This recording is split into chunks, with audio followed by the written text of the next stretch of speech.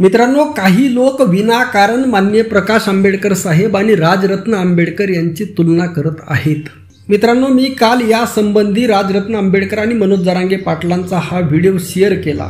या व्हिडिओमध्ये कोठेही माननीय प्रकाश आंबेडकर साहेबांचा उल्लेख नसताना सुद्धा तुलना सुरू झाली।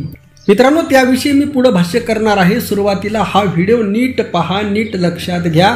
मनोज जरांगे पाटील आंतरवली सराठी येथे उपोषणाला बसलेले आहेत। त्यांनी उपोषणाला बसू नये ही माझी इच्छा आहे, अनेक मराठा बांधवांची इच्छा आहे। माननीय प्रकाश आंबेडकर साहेबांनी सुद्धा सांगितलेलं आहे की मनोज जरांगे पाटलांनी उपोषणाचा मार्ग स्वीकारू नये। सध्याच्या घडीला सध्याच्या राजकारणामध्ये माननीय प्रकाश आंबेडकर साहेब हे जरांगे पाटलांसोबत नाहीत, तरी सुद्धा त्यांच्या शुभेच्छा मनोज जरांगे पाटलांसोबत आहेत। त्यांनी हा उपोषणाचा मार्ग न ॲक्सेप्ट करता त्यांनी राजकारणाचा मार्ग धरला पाहिजे। कारण माननीय प्रकाश आंबेडकर साहेबांना माहीत आहे ज्या पद्धतीने भारतीय जनता पार्टी आहे, ज्या पद्धतीने एकनाथ शिंदे आहेत, अगदी त्याच पद्धतीने शरद पवार, काँग्रेस आणि उद्धव ठाकरे आहेत। या सर्वांची आरक्षणाबाबत एकच भूमिका असताना एकाला गोंजारण्यामध्ये काहीही अर्थ नाही किंवा एकाला फायदा पोहोचवण्यामध्ये काहीही अर्थ नाही। त्यामुळे आपली वाट आपण निर्माण केली पाहिजे, आपला रस्ता आपण निर्माण केला पाहिजे, हा लाख मोलाचा सल्ला माननीय प्रकाश आंबेडकर साहेबांनी दिलेला आहे। मित्रांनो, माननीय प्रकाश आंबेडकर साहेबांचा विचार क्लिअर आहे, व्हिजन क्लिअर आहे, परंतु तो विचार समजायला तेवढी बौद्धिक पातळी लागते। काही जणांना असं बरोबर वाटतं की माननीय प्रकाश आंबेडकर साहेब मनोज जरांगे पाटलांच्या विरोधामध्ये सध्या आहेत, परंतु तसं नाही।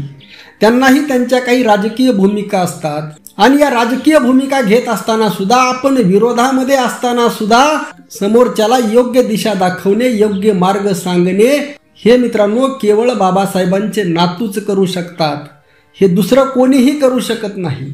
त्यामुळेच मित्रांनो, माननीय प्रकाश आंबेडकर साहेबांबद्दल मी हमेशा सांगत आलेलो आहे, ते राजकीय दृष्ट्या त्यांचं काहीही असो, परंतु येथील राजकारणातील, समाजकारणातील, एकंदरीत महाराष्ट्राच्या देशाच्या सांस्कृतिक, राजकीय, सामाजिक भूमिकेमध्ये त्यांचं स्थान हे अढळ आहे। त्यांचा वारसा हा खूप खूप मोठा आहे।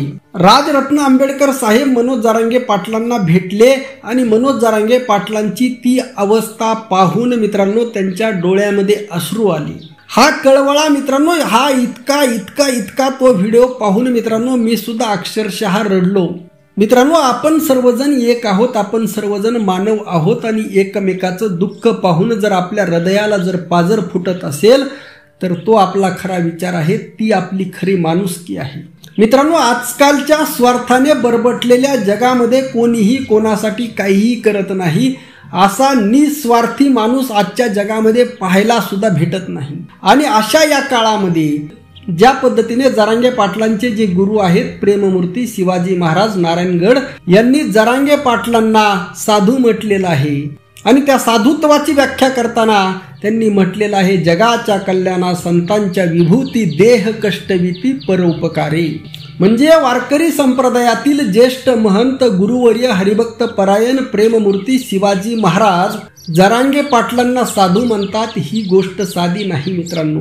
आणि वारकरी संप्रदायामध्ये नारायणगडाचं खूप खूप मोठं महत्व आहे मित्रांनो। असा साधू माणूस दुसऱ्यासाठी झिजणारा, दुसऱ्याच्या संसारासाठी, स्वतःसाठी लाखो करोडो रुपये कमवण्याची संधी असताना, स्वतःसाठी कोणतंही पद भोगण्याची संधी असताना ही चालून आलेली संधी नाकारून मित्रांनो इतका मोठा त्याग जगाच्या पातळीवर कुठेही पाहायला भेटणार नाही। आणि ज्यावेळेस असा निस्वार्थी एक फाटका माणूस इतका त्याग करतो समाजासाठी, लोकांसाठी, आणि तो त्याग पाहून राजरत्न आंबेडकर साहेब यांच्या डोळ्यामध्ये अश्रू आले, अगदी अगदी ढसाढसा आंबेडकर साहेब रडले।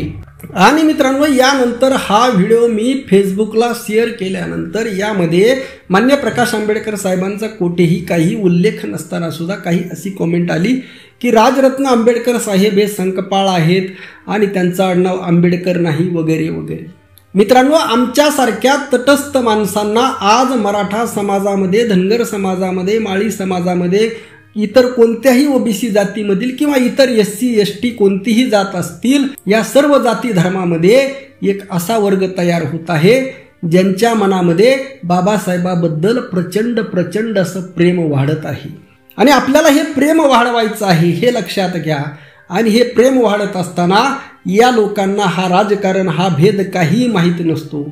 या लोकांना फक्त बाबासाहेबावर प्रेम कोण करतंय, बाबासाहेबांचा विचारांचा वारसा कोण चालवतंय, मग ते मान्य प्रकाश आंबेडकर साहेब असोत, राजरत्न आंबेडकर साहेब असोत, दीपक केदार असोत किंवा अन्य कोणीही असो, किंवा तुमच्या माझ्यासारखा कोणी अगदी साधारण माणूस जरी असला तरी त्याच्याविषयी आपुलकी वाटणारा एक वर्ग मराठ्यांसहित सर्व जाती धर्मामध्ये तयार होत आहे.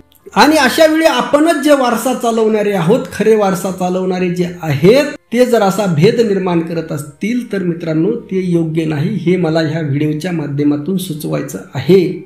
आमच्यासारख्या, माझ्यासारख्या अनेकांसाठी मान्य प्रकाश आंबेडकर साहेब ही तेवढेच महत्त्वाचे आहेत, राजरत्न आंबेडकर साहेब ही तेवढेच महत्त्वाचे आहेत, दीपक केदार ही तेवढेच महत्त्वाचे आहेत.